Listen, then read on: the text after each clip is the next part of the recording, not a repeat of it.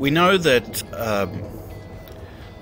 GDP is not the be-all and end-all of life. It's not a great measure of well-being, of people's overall standard of living or overall happiness in life. There are many factors and things that our measure of gross domestic product simply doesn't include. And it doesn't include them for definitional reasons. Remember, GDP is essentially attempting to measure the total amount of new production that occurs in a geographical region such as Australia for some specified period of time, such as a year. So it doesn't include things that we would call non-productive goods and services. It's not going to include pure financial transactions, the buying and selling of shares, for example. It's not going to include the buying and selling of second-hand goods. It's not going to include certain kinds of transfer payments, which people might think of as income, but it's not income for the production of something, such as unemployment benefits. It's not going to take account of the negative or positive externalities of production and consumption. It says nothing about how the GDP is distributed throughout an economy amongst a population. And it doesn't really say anything about the quality of the goods and services which are produced. But leaving all that aside, if we're saying that GDP is attempting to measure the total amount of new production that occurs within Australia in a given period of time, there are some types of production which are still not included. So let's look at those. So one type of production which is not included in GDP is non-market production. That is, the production of certain goods and services in the economy, chiefly within households, that is not, they're not goods and services which are bought and sold in a market. So, for example, everything to do with housework. There's the production of food, there's cleaning services that occur, and so on. This is not included as part of the production of goods and services in the economy. Volunteer work. The services provided in the form of volunteer work are not counted as part of GDP. Caring work. So where you have carers who are looking after loved ones, also not counted as part of GDP. And then there's child rearing, of course, not counted as part of GDP. Then there's underground production. So this is production which is, it's not engaged in the production of anything illegal, but it does involve what we would call underreporting or non-reporting of activities. So this is called the underground economy, sometimes called the hidden economy, or the shadow economy. So wherever you see a business, and you've probably seen a lot of, maybe not a lot, but some small businesses where they refuse to have FPOS services at all. Or in other words, they don't want to have any kind of electronic record of transactions which have occurred. They want cash only. That might be, I'm not saying this is always the case, that might be because the business doesn't want to reveal to the Australian Tax Office the total amount of revenue that they are generating. They might want to underreport that, so it's invisible or underground. There can be under-the-table transactions that occur. So cash in hand work, for example, that is part of the underground economy. There can be payroll fraud. So this is where companies underreport the amount of the wages that they're paying to employees, or how many employees that they're employing, in order to reduce their payroll tax. They were all examples of the underground economy. Now, something distinct from that is what we can call illegal production. So the illegal economy. So this is, by and large, I think in Australia, is for the most part related to drugs, and I think to a lesser extent prostitution. So these types of production, these three types of production, none of these are counted in as part of the official GDP statistics. I said that if these three types of production were somehow included in our measurement of GDP, then GDP would obviously be larger than it's recorded now. But there is something puzzling about this way of thinking about production. Imagine that every household in the street across the whole city prepares a meal every night, then takes that meal next door and sells it to their neighbour for a fixed amount of money, say $20. Your neighbour will then have a meal which they will have paid for. You, in turn, will have a meal because your neighbour will have come round to your place and given you a meal which you pay for $20, using the $20 that you received from your other neighbour. If everyone does this, then all of the meals that are being produced in houses will now be counted as part of GDP. So the slightly puzzling thing is that the same production of meals is occurring, the same quantity of meals is being prepared, and yet on the one hand they are not counted as part of GDP. But if everyone does a kind of a meal swap for a fixed amount of money, then all of that GDP is suddenly, all of those meals are suddenly counted as part of production. Economic growth would suddenly jump up a little bit. At least when you did it the first time. So this seems slightly odd. It does lead to some people asking the question, well, what exactly is the point of measuring gross domestic product? Why are we excluding, for example, production that non-market production that occurs within the home? Well, there's a simple answer to this exclusion question. It's just this. Production that occurs within the home just doesn't fall within the definition of GDP. Here's the Australian Bureau of Statistics definition of gross domestic product. Gross domestic product is the total market value of goods and services produced in Australia within a given period after deducting the cost of goods and services used up in the process of production, but before deducting the allowance for the consumption of fixed capital. Thus, gross domestic product, as here defined, is at market prices.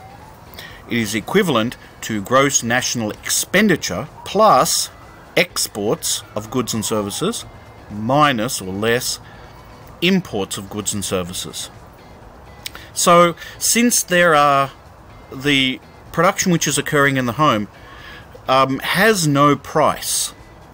It is production which is not production for exchange in a market and therefore is not priced, it simply doesn't fall within the definition and therefore is excluded for that reason.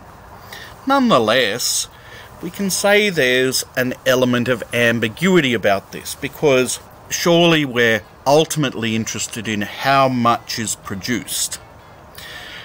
Now, we could think of this definition in terms of the actual market price that is received for the production of those goods and services, and that's the definition as it's currently interpreted.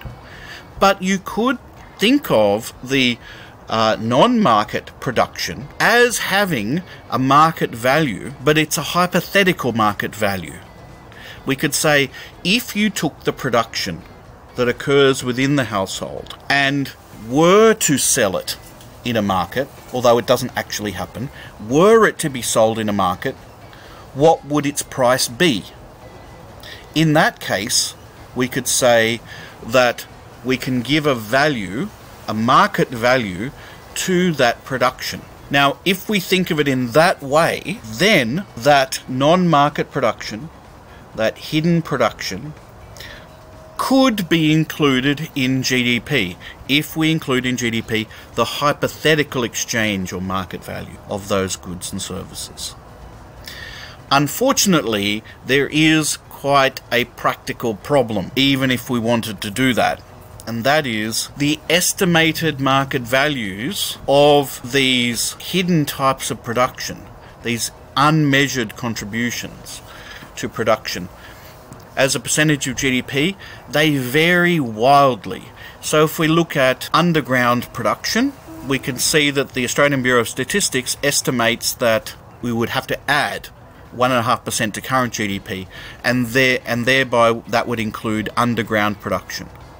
But the Commonwealth Bank of Australia in 1980, they estimated the underground production to be 10.7% of GDP. So 10.7% of GDP would have to be added on top to include underground production. Badger in 1999, he estimated it at 15.1%.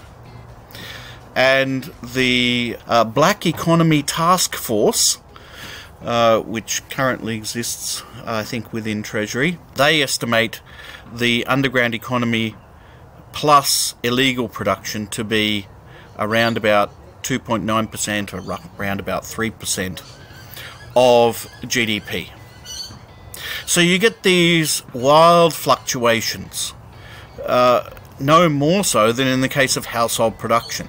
The Australian Bureau of Statistics estimates household production, excluding childcare, would come to 1/5% of GDP, but PricewaterhouseCoopers in 2017 estimated you would have to add an additional 8% to GDP. So whatever measures that people have come up with, they really do have a wide margin to them. So we can't really be sure how big the underground economy is, how big the illegal economy is, and how much household production and work occurs. And this can also be a practical reason why these types of production are not included in the official GDP statistics. Okay, I'll just say a few more things about this topic, and then we're done.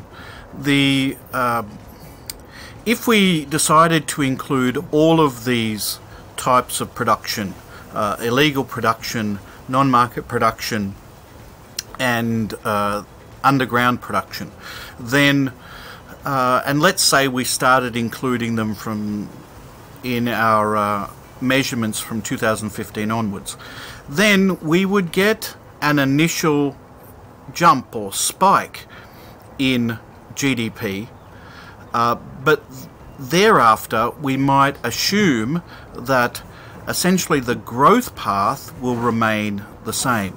So for example, if we took the most conservative estimates of the sizes of these types of production, then we'd have a growth path like this. So we get this initial spike and then basically a parallel curve.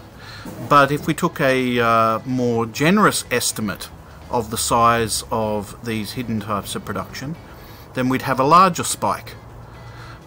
But assuming the same growth rates, then we follow the same trajectory or path. Or we could take the most generous, the highest estimate, and we get a huge spike. But thereafter, we'd have the same growth trajectory. Now, it really depends on how big, obviously, how large these contributions to production there are, how big this spike is going to be. And so obviously you can have a lot of debate, and there's a lot of technical issues about how you actually measure these hidden types of production. And that's why there's so many different kinds of estimates. But we might think about, well, what could we leave out? We can certainly probably leave out illegal production, because as far as we know, it's relatively small compared to the size of the official or legal economy for Australia anyway. We couldn't do it if we were looking at Colombia. In the case of Colombia, the drug trade is so large that you really need to include that illegal production in your official statistics, otherwise you're not getting an accurate picture of how the Colombian economy functions and how it's performing. But that wouldn't be the case for Australia. What about the underground economy? Well, certainly you could argue we should include that, whatever the estimate. We should include some kind of estimate, because it seems to be much larger than illegal production, and also it has been argued by some economists that the underground economy fluctuates with the official economy, the recorded economy, but fluctuates to a greater extent. Now that can be important because it means that, unlike the diagram that we have here, the growth rate, if we include this underground economy, the growth will fluctuate to a greater extent, especially because this underground economy seems to fluctuate more than the official economy. So when there's a boom, the underground economy grows more than the official economy, and when there's a recession, it declines to a greater extent. So it might be worth trying to include this component of production into the official statistics to get a better picture of the business cycle, the height of the business cycle and the trough in a business cycle might be underestimated if we're just using the official statistics, as we currently do. What about non-market production? So housework production, food production at home, childcare, and caring activities. Well, these, as far as we know, is actually probably a very large percentage relative to the officially measured economy, and it's highly gendered as far as we know, but it also tends to be quite stable. It's unlikely that it fluctuates that much with the business cycle, although it probably will to some extent. In a boom, people will tend to go out to eat more. In a recession, people will tend to make food at home, for example. In a boom, people might be able to afford childcare. In a recession, if you become unemployed, you can't. So there is probably some kind of tracking of the official economy in the non-market production sector, but it's unclear to what extent. We should also say, however, that there's an ideological argument for the inclusion of non-market production, and this relates to the fact that it tends to be highly gendered. That is, it tends to be work done predominantly by females, not exclusively, but predominantly. So some have argued that by leaving out this non-market production, it renders invisible the work that's done predominantly by women, and therefore it's rendering women invisible, or a large part of their working lives renders them invisible to the official statistics that are used in formulating macroeconomic policy. And this is obviously an important issue for half the population of Australia, and so it's argued that this type of production definitely should be included to make the invisible visible, and therefore to be included in policy formulation.